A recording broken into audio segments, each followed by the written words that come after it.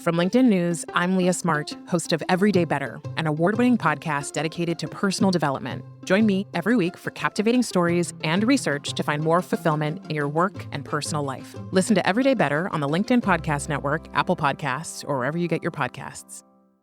Did you know that small and medium businesses make up 98% of the global economy, but most B2B marketers still treat them as a one-size-fits-all? LinkedIn's Meet the SMB report reveals why that's a missed opportunity and how you can reach these fast-moving decision makers effectively. Learn more at linkedin.com/meet-the-SMB. Hello, my friends, and welcome to another exciting episode of Negotiate Anything. This show is produced by the American Negotiation Institute, and with over 5 million downloads and listeners in over 180 countries, listeners just like you have made this the #1 negotiation podcast in the world. Hi, my name is Kwame Christian, and I am the founder and CEO of the American Negotiation Institute. Here at ANI, we believe that the best things in life are on the other side of difficult conversations, and we are passionate about providing you with the best content that will help you to make your difficult conversations easier, both at work and at home. Lastly, I want to remind you that we offer consulting and conduct trainings, both virtually and in person, all around the world. Our focus is in 3 main areas. First, negotiation and conflict resolution. Second, leadership. And lastly, diversity, equity, and inclusion. Check the link in the description below to learn more about how we could work with you and your team. And now, without further ado, let's jump into the interview. Winter, thanks for joining us today. Oh, hey, thank you for having me. It is my pleasure. So how would you get us started by telling us a little bit about yourself and what you do? Well, yeah, I'm a mediator and arbitrator. So I am a professional peacekeeper, and I live in Atlanta, Georgia. And I work with my specialty, difficult personalities. So that's people always ask me, what kind of mediations do you do? Anything and everything. I work really well with emotional people, angry people, crying people. I don't know why, but it seems to be my superpower. Okay, so we're going to dig into this first. Okay, so how would you define a difficult personality? Just someone who's not readily willing to negotiate, or is negotiating from their heart and not their head. Negotiating from a place of hurt instead of focusing on the business aspect, making a smart decision and not necessarily trying to punish their opponent. Now, as everybody in the audience slowly gets flashbacks, can you give an example of somebody who kind of fits that build? No names, of course, but paint us a picture of the type of person you typically deal with. Oh my. I could go on and on. I will often have folks who are just very dug in their own opinion, who no matter what you say to them will just repeat back what they've already said to you. It's hard to break them from that. You know, they're not really listening. They are angry and personally offended about everything that happens with the other parties, to the point where it doesn't make a whole lot of sense. And then I will spend a lot of time kind of digging into perhaps why they're like that, how they got that way. I'll give you one quick example. I had a man who just was mad. He's just mad. So I generally have a pretty relaxed, kind of calming presence. So people are not typically just angry around me. He was just furious. You know, it's 10 o'clock in the morning, honey. What happened? What are you mad about already? And so, you know, realizing that about him, we're trying to have a conversation, just trying to chat him up a bit, kind of ease him into the day. So I asked him about what he did over the weekend, and he told me he got his final divorce decree in the mail. Well, there we go. I see why you're unhappy today, sir. So those are the kinds of things that I will deal with. So people who typically are upset about something and it's being manifested in a strange way in their negotiation. Now, sometimes they're legitimately upset about what's happened in the lawsuit, of course, but often they are not. And I deal really well with that. This is perfect. I love this response because I think we can all identify and relate with this type of situation because we've all had situations where somebody is emotional and they might seem irrational and things like that. And I'd be interested to hear your thoughts about this question. It was my favorite question yesterday. I was doing a keynote in Corvallis, Oregon, a city I did not know existed until I arrived. And me either. It's new to me. Apparently that's where Oregon State is. So now it makes sense. But somebody said, what do you do with somebody who is irrational in a negotiation? And so how would you answer that question? I let them talk. I just let them talk because eventually they will get to the point where they're giving you some real information. You know, people who are not rational are not rational. So they may be talking about all kinds of random things or simply repeating themselves, but given enough time, people will fill the empty space and you'll finally get some information. So that's typically what I do. I just encourage them to talk.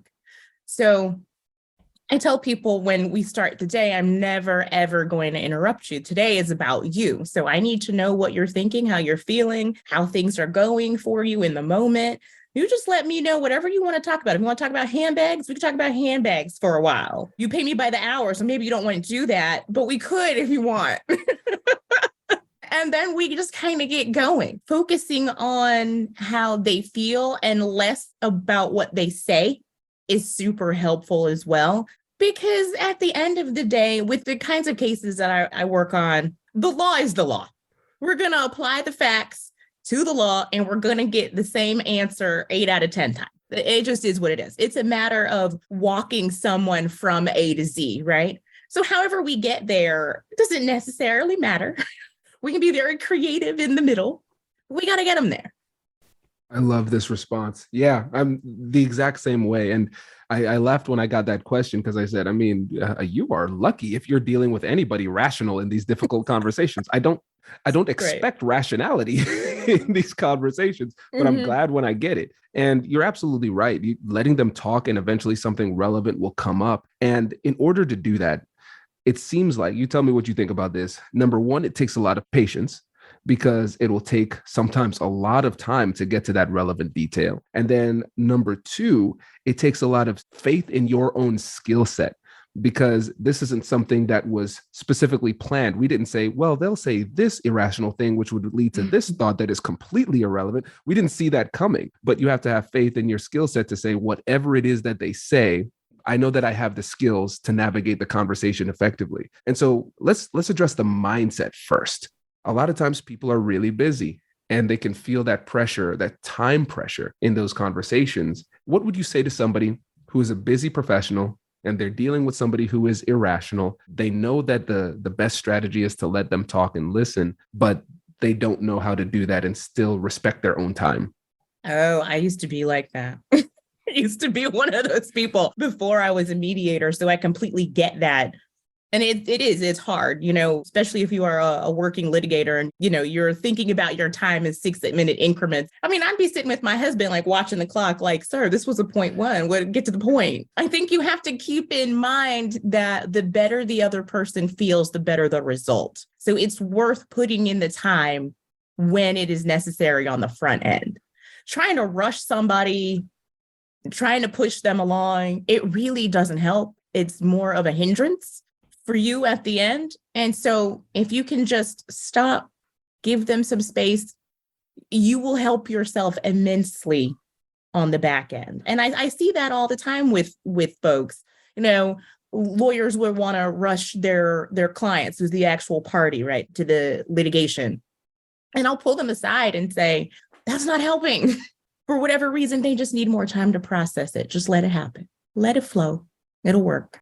Yeah, I agree. And it's like Newton's law. Every action has an equal and opposite reaction. And sometimes the harder we push, the more they resist. And thinking of it in terms of an investment helps us to say, all right, I am going to invest this time now in this conversation because I know that I'll get this time back because they'll be in a better mindset and be better able to process this conversation too. Absolutely. And I believe, I'll say don't quote me, but here we go. Well, I believe it was Maya Angelou who said that people will not remember necessarily what you said, but more of how you made them feel. And so if you can make someone feel good, no matter what has happened in the conversation, you will get better results out of them afterward because they're feeling positively about you and themselves. Agreed. And now let me challenge you by channeling somebody in my audience. I can hear somebody driving in their car, their brow is furrowed. They don't like what they're hearing. They're like, but I am busy. These are facts. Like you said, this is about the law. It's about reality. It's about facts. I don't have time to waste just playing with people's feelings. They should get on the same page. And so what would you say to that person? That listening to someone's feelings is not a waste of time, period. That is just something you're going to have to learn and accept. There's no way around it. The more you push someone who is not emotionally ready to move on or make a decision, the more dug in they get, the worse it becomes for you. It's just like we were talking about, like you have to stop. You don't have time to not stop. Does your company invest in professional development training? If you believe that your team would benefit from a negotiation workshop, all you need to do is go to our website, fill out the workshop request form, and then we'll set up a time to chat. These workshops are completely customizable, and we've done them all around the country. Negotiation and conflict resolution skills are beneficial across all professions, but they're especially useful in procurement, purchasing, sales, sourcing, and contract management. Our calendar is filling up quickly, and we even have some workshops scheduled for next year. If you think you might want one, I'd suggest reaching out soon so you don't miss out. Check out the link in the description to learn more, and we will be right back after this.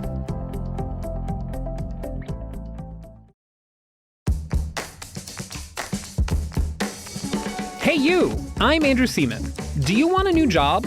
Or do you want to move forward in your career? Well, you should listen to my weekly show called Get Hired with Andrew Seaman. We talk about it all, and it's waiting for you, yes you, wherever you get your podcasts. Small and medium businesses don't have time to waste, and neither do marketers trying to reach them. On LinkedIn, more SMB decision makers are actively looking for new solutions to help them grow, whether it's software or financial services. Our Meet the SMB report breaks down how these businesses buy and what really influences their choices. Learn more at linkedin.com/meet-the-SMB. That's linkedin.com/meet-the-SMB. I was just thinking, as you were saying, you and I both have studied ADR, alternative dispute resolution. We know these processes and everything. Now that I think about it, there's no negotiation methodology that's like, this guarantees quick deals and you don't need to listen to anybody and you could just bully through the conversation. It doesn't exist. Anybody who says that exists is lying. Exactly. No, I'm with you. And I think it's so important. And listeners, I want you to recognize this important point here. Right now, thus far, we've talked about more so process and mindset, the mentality that you take into these conversations. And a lot of times we focus so much on tactics and strategies that we miss this human element and forget the power of simply listening and empathizing and taking the time to show that respect to somebody. Again, just setting that stage is really the foundation for persuasion. Amen. I love that. I love the way you said that. Thank you. I was reading. I have cue cards. People can't see it. Well, I'm convinced and it was fab. So. Thank you. Well, let's talk about your methodology, which is really exciting. The 4 cornerstones of mediation. Can you tell us about that? Yes. So the 4 cornerstones are emotional intelligence, cultural knowledge, cultural immersion, and genuine empathy. So I came up with these as a pretty new mediator. So I was very grateful. I should pat myself on the back, something, but I was very busy to start. And, I had that kind of impatient mindset, kind of still in the back of my mind. But I realized pretty quickly that wasn't going to work. These were the things that I needed to be focused on. And when I did focus on all 4 of those things, it was a game changer. It was a game changer. I started seeing a lot of breakthroughs in folks that I might not otherwise have seen.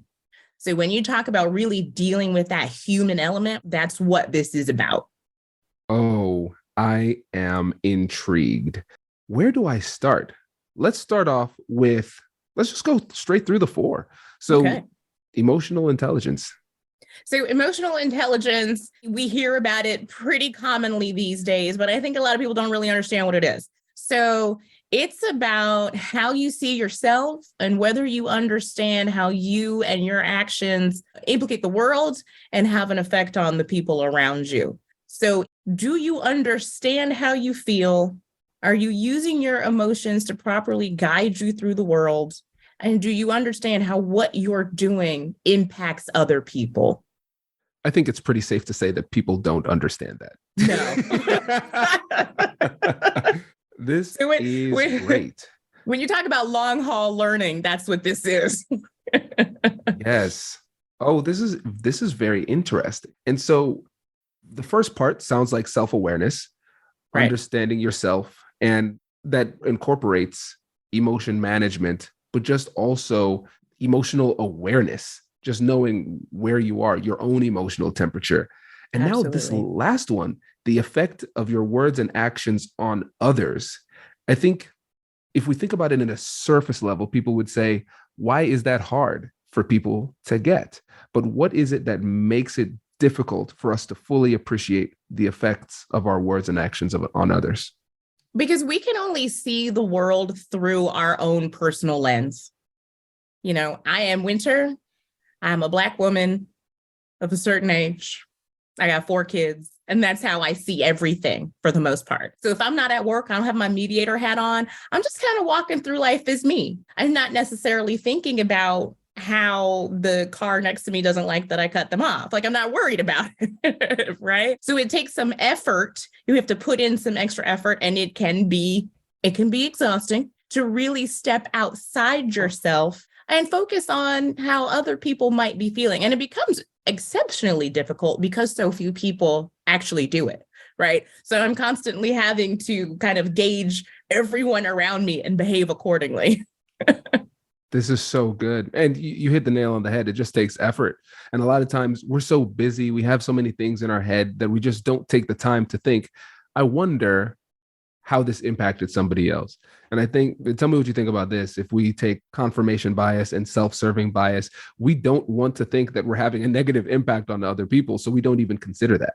Oh, for sure. We all want to believe that we are great people. We are good people. We are kind people. Really, at the end of the day, we may not be, but we do the best we can. At least I think that's how I look at it. I make the best decisions I can with the information that I have. And ultimately, of course, you have to keep your best interest at heart. And so sometimes that's not good for other people, but you have to know that it's not good for other people. No, that is great. And let's move on to the next one. Cultural knowledge. Tell us about that one. So that is pretty straightforward. So cultural knowledge is, pick up a book and learn about the people around you. So I live in Atlanta. We have folks from all over the world here.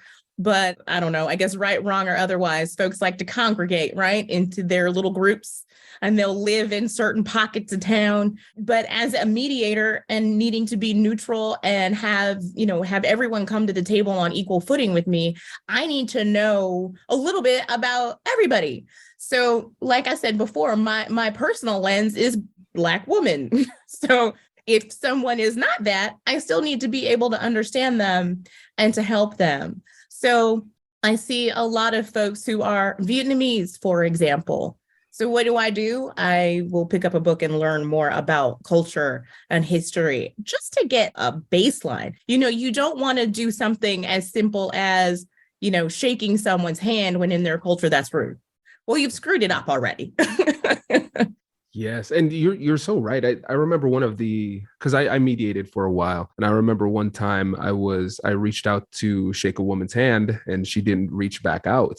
And in the brand of Islam that she practiced, that it was not appropriate for me to try to shake her hand. And so thankfully there was an interpreter there who explained that to me. But, I just went in with my cultural lens on, and I didn't stop and think. And I think a lot of times when it comes to cultural intelligence, it really just comes down to simply knowing when to pause and ask yourself, what is the best thing to do in this situation? Otherwise, we just flow through on autopilot. Kwame, American, Caribbean American, we all shake hands. Boom, right there. That's how I show respect. And it's like coming in as a cultural attack in that world, right? I guess I just got lucky that you related to that example. yeah, it was good. It was good. I think about that one all the time because there's a cultural intelligence module in our course in Negotiable. And I was thinking about some of those experiences that I had. And again, this is going to happen. And reading books, there's a great option. Thinking about watching movies, that's another good option. Just imagine going to a Vietnamese restaurant, like an authentic Vietnamese restaurant, right? And those type of things are great ways to experience different cultures and learn. Right. And I use that example a lot too. Go to the restaurant and sit and be quiet. Don't go in forcing folks to try to talk to you, right? Go in and watch. You learn a lot just by watching. Absolutely. And I'm assuming, but I want to ask, is that what you mean by cultural immersion, which is the third pillar? It sure is. There's a gold star with your name on it. I love it. I love it. So tell us more about that. Well, yeah, so that's really important. That's when you put your knowledge into action, and that's how you remember it and make it part of who you are. So when I was in college, I did a year abroad in Madrid. So that was as immersive as it could have been. I went to a Spanish university. I lived with a Spanish family. I did all the things. And so I learned more than I ever could have picked up from a book. And so that for me was key. It was totally clutch. Can I say totally clutch on your? Absolutely. Absolutely. Podcast? I endorse totally clutch. And I love that example too, because the interesting thing is that the Spanish culture in Madrid is different from Latin American culture as well, because I studied in Ecuador. And the person that I went with, he actually lived in Spain for years. And he was talking about how challenging it was culturally to make that shift to living in Latin America versus living in Spain. And it's just interesting to see as you get deeper into these cultures, you start to be able to see like the differences intraculturally as well. Because from the outside looking in, you might just say Spanish. Very different. Yeah, it's very true. I'm from Miami, so I'm very familiar with folks from all over Latin America. Very different from Spaniards. Very different. Definitely. I love that's that. Great. And then now I think this is so interesting because you didn't just say empathy, you added a modifier and you said genuine empathy. So what does that modifier do? Well, I think a lot of people will pretend that they care, or they'll sit and kind of nod at you. Mm-hmm. Yeah, I got it. I'm listening. People can pick up on whether or not that's real. If you are full of it, people will know. They will absolutely know. They may not be able to singularly pinpoint it or what it was, but they'll have a weird feeling about it, and it doesn't work. It doesn't penetrate. Back in the day, 3 years ago that I created this, back in the day, when I originally created it, I did think that empathy was something that you just had or you didn't have. I think to a certain extent, that is true. I think if you work on it, if you are intentional in it, you can become more empathetic. I am an empath. So I think that's where that's my own lens. You see how that works? It's everywhere. So being an empath, it is very easy for me to show genuine empathy. And so I can also very easily pick up when other people are not genuine. And I see that in other folks where they're not an empath, but they're intuitive. We're all intuitive no matter what. So actually caring about someone and how they feel is pretty important. I agree. I love this. And now, again, let's speak to the skeptics in the crowd or the people who simply don't identify as an empath. So let's say somebody says, listen, I have never in my life felt empathetic. I never, They're out there. That is just not me. But I do want to be more effective. And I recognize that empathy is a skill. If I don't feel empathetic, how can I still generate genuine empathy? Well, there's a certain amount of willingness to listen and understand that other people can feel differently. You don't have to feel it, understand it, experience it to know other people can have a different experience from you. I think we are missing that in most of American society, where people don't care about things unless it directly affects them. And so we need to spread empathy all over the land. I agree. And I think this is such a powerful point. You said, understand that other people can feel differently. And that's okay, right? We don't have a monopoly on the correct feelings to experience in this moment, right?